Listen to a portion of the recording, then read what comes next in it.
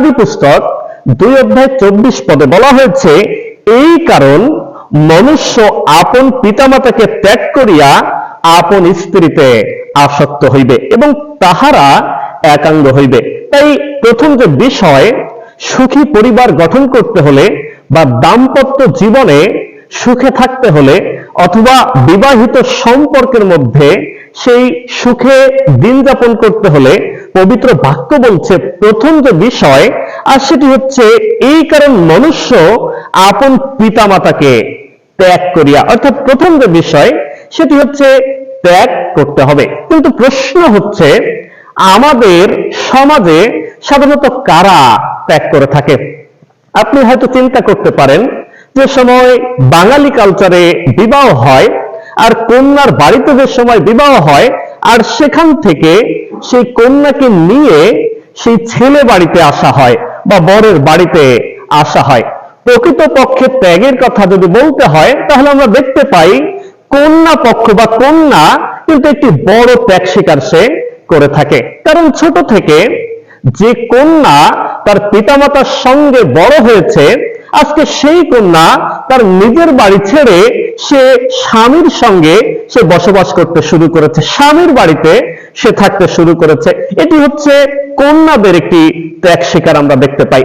অপরদিকে বাংলাদেশে কিছু ক্ষুদ্র নৃগোষ্ঠী রয়েছে যাদের মধ্যে কিছুটা তারা মাতৃতান্ত্রিক এবং তাদের ক্ষেত্রে কিছুটা ভিন্ন আমরা দেখতে পাই। আর সেই ভিন্নতা কি?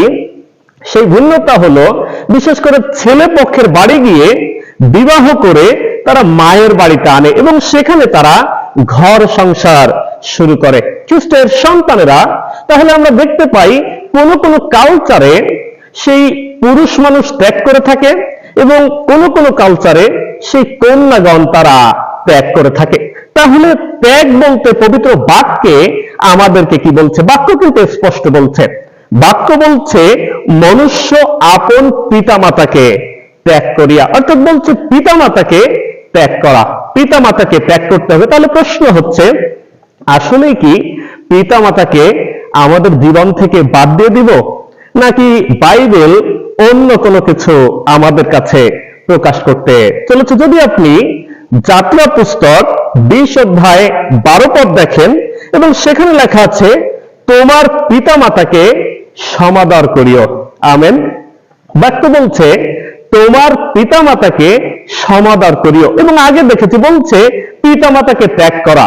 তাহলে যদি ত্যাগ করা হয় তাহলে কিভাবে সমাদর করা হয়? তাহলে কি বাক্য বাক্যের বিপক্ষে কথা বলছেন? না, বাক্য কিন্তু বাক্যের বিপক্ষে কথা বলছে না। কিন্তু ত্যাগ করা এটি বুঝতে হলে আমাদেরকে আরেকটু গভীরে প্রবেশ করতে হবে। আচ্ছা, উদাহরণস্বরূপ আপনি চিন্তা করেন, সন্তানের সঙ্গে মায়ের কেমন সম্পর্ক থাকে? সাধারণত সন্তানের সঙ্গে মায়ের নারীর সম্পর্ক থাকে। আমরা অনেক সময় বলে থাকি, সন্তান আমার নারী কাটা ধন, অর্থাৎ নারীর সঙ্গে সন্তানের সঙ্গে মায়ের সম্পর্ক থাকে। আচ্ছা, যদি প্রশ্ন করি, যে সময় ছোট্ট সন্তান ভূমিষ্ঠ হয়, যদি নারীটি কেটে দেওয়া হয়, আর সেই সময় কি ঘটে? আসলে মায়ের সঙ্গে সন্তানের সম্পর্ক কি নষ্ট হয়ে যায়? খ্রিস্টকে প্রিয়জনেরা, তা কখনো হয় না। নারী কাটার ফলে যে ঘটনা ঘটে, আগে মা যে খাবার খেত, সন্তান সেই খাবার সে উদরে থেকে গ্রহণ করত। কিন্তু যে সময় নারী কেটে দেওয়া হয়, তার মানে হচ্ছে সন্তান যেন নিজের খাদ্য নিজে গ্রহণ করতে পারে। তাই পিতামাতাকে ত্যাগ করিয়া বলতে পিতামাতাকে বাদ দেওয়া নয়, কিন্তু ত্যাগ বলতে পবিত্র বাক্য আমাদের কাছে যেটি প্রকাশ করতে চলেছে, আর সেটি হচ্ছে যেন সন্তান নিজের পরিবারের কর্তৃত্ব নিজে নিতে পারে। আজকে সন্তানকে যদি ছেড়ে না দেওয়া হয়, সন্তান যদি তার পরিবারের সিদ্ধান্ত নিজে না নিতে পারে, তাহলে পরিবার সম্পর্কে সন্তানের কোনো অভিজ্ঞতা হবে না। তাই ত্যাগ করা এটি খুবই গুরুত্বপূর্ণ। আবার অনেক সময় অনেক পিতামাতা রয়েছে, তারা বিবাহের পরে সন্তানের পরিবারকে তারা ডমিনেট করতে চায়। অর্থাৎ বিবাহের পরেও মা চিন্তা করে, আমার বৌমাকে আমি যেভাবে বলবো সেভাবেই আমার বৌমা পরিচালিত হবে। খ্রিস্টতে প্রিয়জনেরা, আপনারা ভুলে যাবেন না, বাক্য বলছে পিতা মাতাকে ত্যাগ করিয়া, অর্থাৎ মনে রাখতে হবে যেন সেই বৌমা তার পরিবারে সেই স্বাধীনতা পেতে পারে, যেন নিজের সিদ্ধান্ত সেই পরিবারে তারা নিতে পারে। এবং অনেক সময় দেখা যায় কন্যা বাড়ি থেকে তার মা মোবাইলের মধ্য দিয়ে অনেক সময় তাদের পরিবারে ডমিনেট করে থাকে। আমি সাধুবাদ জানাই যে শাশুড়ি বা যে মায়েরা আপনারা তাদেরকে সুপরামর্শ দিয়ে থাকেন, কিন্তু অনেক সময় কন্যার মা সেই পরিবারে এমন এমন পরামর্শ দেয় যার জন্য এই কন্যা সন্তানের সেই পরিবারে সমস্যা দেখা দেয়। তাই বাক্য বলছে যেন পিতামাতাকে ত্যাগ করিয়া, অর্থাৎ তারা পরিবার গঠন করতে পারে। খ্রিস্টতে প্রিয়জনের, আপনি ঠিকই শুনেছেন, ত্যাগ করা মানে যেন সন্তানেরা তারা তাদের পরিবার তারা গঠন করতে পারে। এবার আর পিতামাতার ইনকামে তাদের পরিবার চলবে না, কিন্তু তাদের ইনকামে তাদের পরিবার চলবে। পিতামাতার পরামর্শ তারা গ্রহণ করতে পারে, কিন্তু মনে রাখবেন তাদের পরিবারের সিদ্ধান্ত যেন তারা নিতে পারে। তাই সুখে থাকতে হলে প্রথম যে বিষয়, অর্থাৎ বিবাহিত জীবনে যদি আপনি সুখে আপনি জীবনযাপন করতে চান, প্রথম যে বিষয় আমরা দেখলাম, আর সেটি হচ্ছে পিতামাতাকে ত্যাগ করতে হবে। পিতামাতার সঙ্গে সম্পর্ক থাকবে, কিন্তু অবশ্যই নিজের পরিবারের সিদ্ধান্ত নিজেকে নিতে হবে। অনেক সময় কিছু কিছু সিদ্ধান্ত থাকে, যেমন পিতামাতা বলছে, বাবা নতুন বিয়ে করেছো, দ্রুত সন্তান গ্রহণ করো, কিন্তু স্বামী স্ত্রী চিন্তা করছে না আরো কিছুদিন পরে সন্তান আমরা নিব। এক্ষেত্রে অনেক ক্ষেত্রে যে পিতামাতার দ্বারা প্রভাবিত হয়ে তারা কিন্তু সন্তান গ্রহণ করলো, এবং যে সময় তাদের উপযুক্ত সময় হয়নি, তারা চিন্তা করছে আর একটু দেরি করলে আমাদের ক্যারিয়ারের জন্য ভালো ছিল, কিন্তু পিতামাতার জন্য তারা কিন্তু এটি নিতে বাধ্য হয়। তাহলে এই স্ট্রাগলটা কারা ফিল করে? সন্তানেরা তারা ফিল করে, স্বামী স্ত্রী তারা ফিল করে। খ্রিস্টতে প্রিয়জনেরা, তাই ত্যাগ মানে মনে রাখতে হবে তাদের সিদ্ধান্ত যেন তাদের পরিবারে তারা স্বাধীনভাবে নিতে পারে। এখানেই সমস্যার সৃষ্টি হয়ে থাকে। আজকে কেন ডিভোর্সের সংখ্যা বেড়ে যাচ্ছে? কারণ প্রকৃত ত্যাগের বিষয় আমরা বুঝতে পারছি না। তাই যদি আপনি সুখে জীবনযাপন করতে চান এবং বিবাহিত জীবনে আপনি সুখে থাকতে চান, প্রথম যে বিষয় সেটি হচ্ছে ত্যাগ করতে হবে, স্যাক্রিফাইস করতে হবে। আসুন আমরা দ্বিতীয় বিষয়ে যাই। এবং দ্বিতীয় যে বিষয়, বাক্যে বলছে, এই কারণ মনুষ্য আপন পিতামাতাকে ত্যাগ করিয়া আপন স্ত্রীতে আসক্ত হবে। খ্রিস্টতে প্রিয়জনেরা, আপনি ঠিকই শুনেছেন, দ্বিতীয় যে বিষয় সুখে থাকার, আর সেটি হচ্ছে আসক্ত হওয়া। আসক্ত হওয়া এটি খুবই গুরুত্বপূর্ণ। আসক্ত বলতে আমরা কি বুঝি? কোনো জিনিসের প্রতি, কোনো দ্রব্যের প্রতি বা কোনো মানুষের প্রতি আমার টান থাকা, অর্থাৎ যেটি দ্বারা আমি প্রভাবিত হই, অর্থাৎ ওই জিনিস আমাকে চালায় এবং তার দ্বারা আমি প্রভাবিত হয়ে জীবনযাপন করে থাকি। যদি একটু উদাহরণস্বরূপ দেই, অনেকে আমরা স্মার্টফোন আমরা ব্যবহার করে থাকি, এবং স্মার্টফোনের ক্ষেত্রে আমরা দেখতে পাই অনেক মানুষ রয়েছে মাঝে মাঝে তারা ফোন ব্যবহার করছে না, কিন্তু ফোনই তাদেরকে ব্যবহার করতে শুরু করেছে। খ্রিস্টতে প্রিয়জন, এটি হচ্ছে আসক্ত। অনেক অনেক দ্রব্যের প্রতি আসক্ত হয়ে থাকে, অনেকে হয়তো স্মার্টফোনের প্রতি আসক্ত হয়ে থাকে, অনেক অনেক খাবারের প্রতি আসক্ত হয়ে থাকে। কিন্তু দ্বিতীয় যে বিষয়, যদি আপনি বিবাহিত জীবনে সুখী থাকতে চান, তাহলে দ্বিতীয় যে বিষয়, আর সেটি হচ্ছে বলছে আপন স্ত্রীতে আসক্ত হওয়া। কিন্তু প্রশ্ন হচ্ছে কিভাবে আমরা আসক্ত হয়ে যাই? আর সেটি হচ্ছে আমরা ব্যবহার করতে করতে আমরা আসক্ত হয়ে যাই। আমরা নিজেদেরকে প্রেজেন্ট করার মধ্য দিয়ে আমরা আসক্ত হয়ে যাই। ধরুন, যদি স্ত্রীদের কথা আমরা চিন্তা করি, তারা সাধারণত কি করে থাকে? তারা তাদের দেহকে সুসজ্জিত করে থাকে, তারা সাজিয়ে থাকে, এবং সাজিয়ে বিভিন্ন বিবাহেতে তারা যায়, বাজারে যায়, মার্কেটে যায়, এবং তারা তাদের সৌন্দর্য প্রকাশ করে থাকে। এবং যারা পুরুষেরা রয়েছে তারাও কিন্তু কমতি নয়, তারাও বিভিন্ন সেন্ট ব্যবহার করে, হয়তো বিভিন্ন জিনিস ব্যবহার করে তাদের দেহকে তারা সাজিয়ে থাকে, এবং তারা কি করে? তারাও বিভিন্ন অনুষ্ঠানে গিয়ে থাকে। খ্রিস্টের সন্তানেরা প্রশ্ন হচ্ছে কেন আমরা আমাদের দেহকে সুসজ্জিত করছি, যেন আমাদের দেহ এটি আকর্ষণীয় হয়ে উঠতে পারে এবং অন্যেরা যেন প্রভাবিত হতে পারে। তাহলে প্রশ্ন হচ্ছে, বাক্য বলছে স্ত্রীতে আসক্ত হতে, বাক্য বলছে স্বামীতে আসক্ত হতে, কিন্তু আমরা আমাদের সৌন্দর্য প্রকাশ করছি এটি বাইরের মানুষের কাছে, যার জন্য কিন্তু সমাজে পরকীয়া নামক শব্দটি বৃদ্ধি পেয়ে চলেছে। তাই যদি সাজতে হয়, প্রথমত আপনি স্ত্রী হয়ে বাড়িতে আপনার স্বামীর জন্য নিজেকে আপনি সাজান।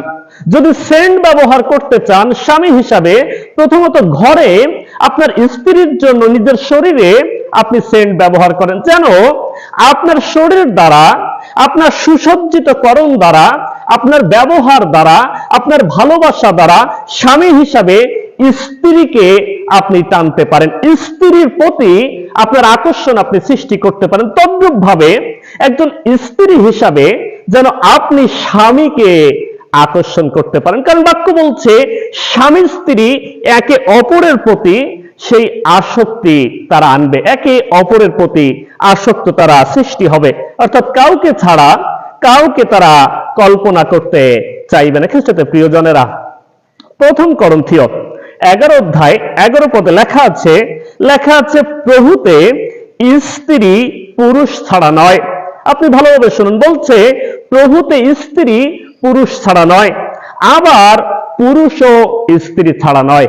আপনি ঠিকই শুনেছেন, অর্থাৎ একজনকে ছাড়া আমরা আরেকজনকে কল্পনা করতে পারি না, একজনকে বাদ দিয়ে আমরা আরেকজনের কথা আমরা চিন্তা করতে পারি না। তাই একে অন্যকে আসক্তিতে টানবে, একে অন্যকে নিজেদের দিকে আকর্ষণীয় ভাবে তারা উপস্থাপন করবে, যেন স্বামী স্ত্রীতে, স্ত্রী স্বামীতে আসক্ত হতে পারে। মনে রাখবেন, আমরা পৃথিবীতে বসবাস করি, আর এই পৃথিবী মায়ার পৃথিবী।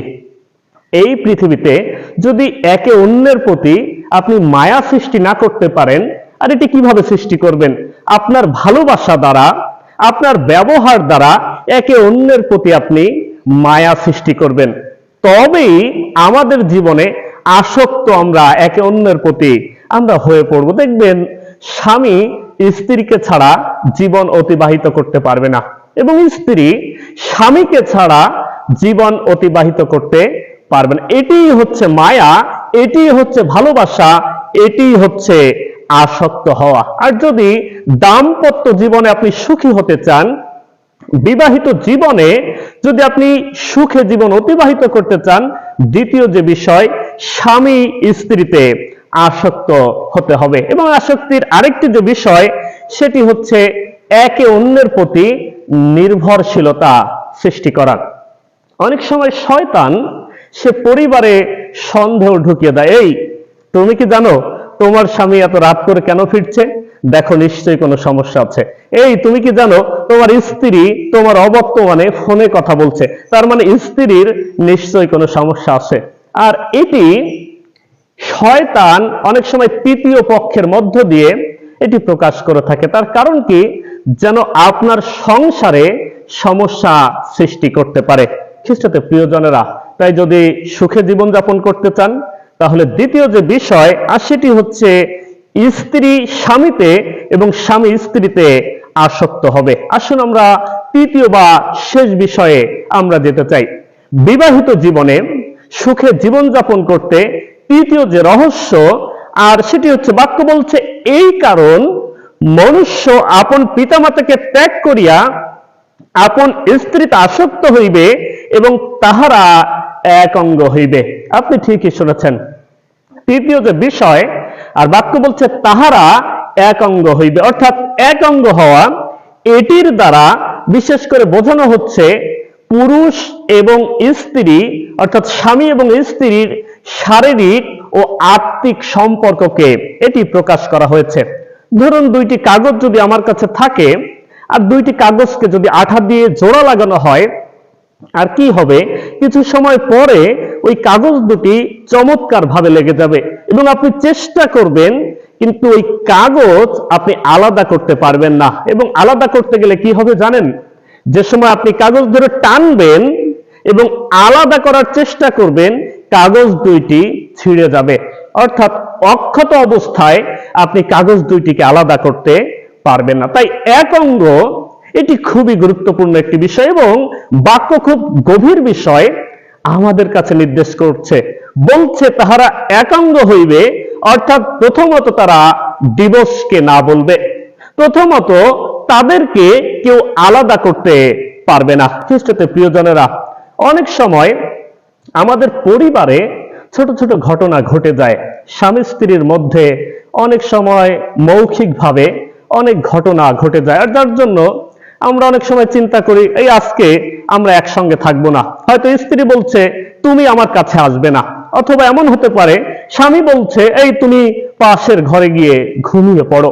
যে সময় এই ঘটনা ঘটে, অর্থাৎ তারা একে অন্যের থেকে দূরে যাওয়ার চেষ্টা করে, শয়তান কিন্তু এই সুযোগের অপেক্ষা করে। অর্থাৎ এই ছোট ছোট সমস্যা তাদেরকে এক অঙ্গ হওয়া থেকে, অর্থাৎ নিজেদের কাছ থেকে আস্তে আস্তে আলাদা করার চেষ্টা করে। আমি বলেছিলাম কাগজ যদি আলাদা করেন এটি আর অক্ষত থাকে না, এটি ছিঁড়ে যাবে। খ্রিস্টতে প্রিয়জনেরা, তাই এক অঙ্গ বলতে বলা হচ্ছে যেন তারা একত্রে জীবনযাপন করতে পারে, যেন তারা একত্রে বসবাস করতে পারে, যেন তারা একত্রে উপাসনাতে যেতে পারে, যেন তারা একত্রে একে অন্যকে সহযোগিতা করতে পারে। এবং শুধু তাই নয়, মানুষের শারীরিক বা দৈহিক কিছু প্রয়োজনীয়তা রয়েছে এবং এক অঙ্গ স্বামী স্ত্রীর এক অঙ্গতার মধ্য দিয়ে প্রকাশ করা হয়েছে যেন একজন অন্যজনের পরিপূরক হয়ে তারা জীবনযাপন করতে পারে এবং স্বামীর যা প্রাপ্য যেন স্ত্রী তা দিতে পারে এবং স্ত্রীর যা প্রাপ্য যেন স্বামীও তা দিতে পারে। এক অঙ্গের মধ্য দিয়ে একে অন্যের কাছে সঁপে দেওয়ার কথা বলা হয়েছে। যদি আপনি বাক্য দেখেন, প্রথম করন্থীয় 7:3-4 পদে লেখা আছে, বাক্য বলছে স্বামী স্ত্রীকে তাহার প্রাপ্য দিক, এবং শুধু তাই নয় আরো বলছে তদ্রূপ স্ত্রীও স্বামীকে দিক। অর্থাৎ প্রথমে স্বামী তার প্রাপ্য স্ত্রীকে দিবে, স্ত্রী তার প্রাপ্য স্বামীকে দিবে। এবং শুধু তাই নয়, এবং বলছে এর পাশাপাশি বলছে তদ্রূপ নিজ দেহের উপরে স্বামীর কর্তৃত্ব নাই, কিন্তু স্ত্রীর কর্তৃত্ব আছে। আবার তদ্রূপ বলছে স্ত্রীর দেহের উপরে স্ত্রীর কর্তৃত্ব নাই, কিন্তু স্বামীর কর্তৃত্ব রয়েছে, এবং স্বামীর দেহের উপরে স্ত্রীর কর্তৃত্ব রয়েছে। তাই শারীরিক যে বিষয়, যৌনতার যে বিষয়, অনেক সময় আমরা লজ্জা পাই, কিন্তু স্বামী স্ত্রীর এই সম্পর্ককে ঈশ্বর পিতা তিনি পবিত্র ঘোষণা করে। বাক্য বলছে যেন একজন অন্যজনকে আমরা না ঠকাই, কিন্তু একজন যেন অন্যজনের যা প্রাপ্য আমরা তা দিতে পারি। এবং যে সময় আমরা অন্যজনকে এই প্রাপ্য দিতে অস্বীকার করি বা অন্যজনকে তার প্রাপ্য থেকে আমরা বঞ্চিত করি, তখনই একটি ব্যাধি সমাজে দেখা দেয়, আর সেই ব্যাধির নাম হলো পরকীয়া। খ্রিস্টতে প্রিয়জনেরা, একজন ঈশ্বরের সন্তান হিসাবে আমি কখনো চাই না পরকীয়ার মতো ব্যাধির কারণে আপনার সম্পর্ক দিনে দিনে নষ্ট হয়ে যাক, আপনার সম্পর্ক ছিন্ন হয়ে যাক। কিন্তু আমি চাই যেন আপনার সম্পর্কের মধ্যে যেন ঈশ্বরের আশীর্বাদ থাকে। এক অঙ্গের আরেকটি দিক রয়েছে, আরেকটি যে দিক সেটি হচ্ছে যে সময় এক অঙ্গ প্রকাশ করা হচ্ছে, এর মধ্য দিয়ে স্বামী এবং স্ত্রীকে একই বন্ধনে বেঁধে দেওয়া হয়েছে। আপনি চিন্তা করেন, যে সময় স্বামী এবং স্ত্রী তারা বিবাহ বন্ধনে আবদ্ধ হয়, প্রথম সেই কন্যার কথা আমরা চিন্তা করতে পারি, বা প্রথম সেই ছেলের কথা আমরা চিন্তা করতে পারি, তারা বিবাহ বন্ধনে আবদ্ধ সময় কি ঘোষণা করে থাকে। এবং তারা ঘোষণা করে থাকে যে আমি রোগে শোকে স্বাস্থ্য পীড়ায় এবং সমস্ত বিষয় তারা উল্লেখ করে যে আমি তোমার সহবর্তী হব, বা একসঙ্গে একে অন্যের পরিপূরক হয়ে আমরা জীবনযাপন করব। তাই এক অঙ্গ দ্বারা অর্থাৎ স্থায়ী সম্পর্ককে প্রকাশ করা হয়েছে। ঈশ্বরকে সাক্ষী রেখে সেই পালক বা পাদ্রী ফাদার বা অবশ্যই পুরোহিতকে সাক্ষী রেখে এই কথা সেই মণ্ডলীতে ঘোষণা করা হয়। তার মানে কি? তার মানে হচ্ছে একসঙ্গে চলার সংকল্প বা প্রতিজ্ঞা ঘোষণা করা হয়। তাহলে যে সময় বিবাহিত সম্পর্ককে আমরা অস্বীকার করি, অর্থাৎ এক অঙ্গ থেকে আমরা বিচ্ছিন্নতা আনতে চাই, শুধুমাত্র আমাদের মধ্যে সমস্যার সৃষ্টি হয় তা কিন্তু নয়, কিন্তু ঈশ্বর পিতা তিনি অগৌরবান্বিত হন। কারণ ঈশ্বর পিতা বলেছেন, আমি বিবাহ বিচ্ছেদ পছন্দ করি না। কিন্তু মানুষজন এই সম্পর্কের মধ্য দিয়ে আশীর্বাদ পায়, মানুষজন এই সম্পর্কের মধ্য দিয়ে তারা ঈশ্বরের আশীর্বাদ পেয়ে জীবনযাপন করে। তাই ঈশ্বর পিতা এই বিবাহিত জীবনকে তিনি আশীর্বাদ করেছেন। খ্রিস্টতে প্রিয়জনেরা, আজকে আমি যে বিষয় নিয়ে আলোচনা করেছি আর সেটি হচ্ছে বিবাহিত জীবনে সুখী হওয়ার 3টি রহস্য। আমি বিশ্বাস করি আপনারা এই বিষয়ে বুঝতে পেরেছেন। তাই আসুন, ঈশ্বর পিতা আমাদের পরিবারকে তিনি আশীর্বাদ করেছেন এবং এই পরিবার নিয়ে আমরা সুখে শান্তিতে আমরা জীবনযাপন করি। ঈশ্বর পিতা এই বাক্যের মধ্য দিয়ে তিনি প্রত্যেককে প্রচুর প্রচুর রূপে আশীর্বাদে আশীর্বাদিত করুন। সকলকে ইম্মানুয়েল।